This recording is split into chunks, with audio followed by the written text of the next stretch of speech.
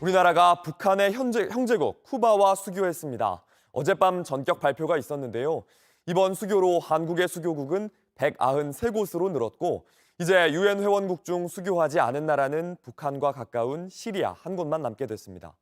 핵과 미사일 도발을 이어가고 있는 북한의 외교적 고립도 끌어낼 거란 전망이 나옵니다. 박유미 기자입니다. 한국과 쿠바의 수교 발표는 미국 뉴욕에서 전격적으로 이루어졌습니다. 북한의 방해를 우려해 극도의 보안을 지켜가며 협의가 이루어진 걸로 알려졌습니다. 외교부는 양국 주 유엔 대표부 간 외교공환 교환이 있었다고 알렸고 쿠바 외교부도 홈페이지를 통해 한국과 외교 영사관계를 맺었다고 밝혔습니다. 쿠바는 중남미 지역 국가 중에서 우리나라와 유일하게 수교하지 않은 국가였습니다.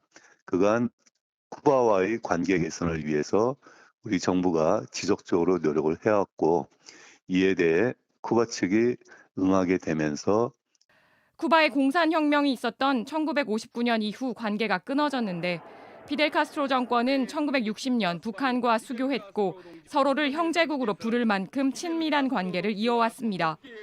과거 한국 정부는 여러 차례 외교 관계를 복원하려 노력했고 특히 현 정부 출범 이후 수교 협상을 적극적으로 추진해 왔습니다. 외교부는 코로나 이전까지 연간 14,000명의 우리 국민들이 쿠바를 찾았고 특히 한류 등 두 나라 사이의 문화, 경제 분야의 활발한 교류 등을 통해 우호적인 인식이 확산한 것이 수교의 배경이 되었다고 설명했습니다.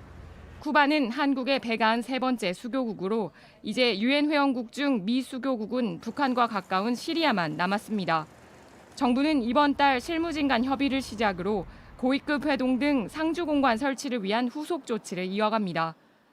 사회주의 형제국인 쿠바가 한국과 수교하면서 북한은 큰 충격을 받을 걸로 보입니다. 2016년 윤병세 당시 외교장관이 쿠바를 찾았을 때도 북한은 고위 인사 등을 현지에 보내며 견제에 나서기도 했습니다.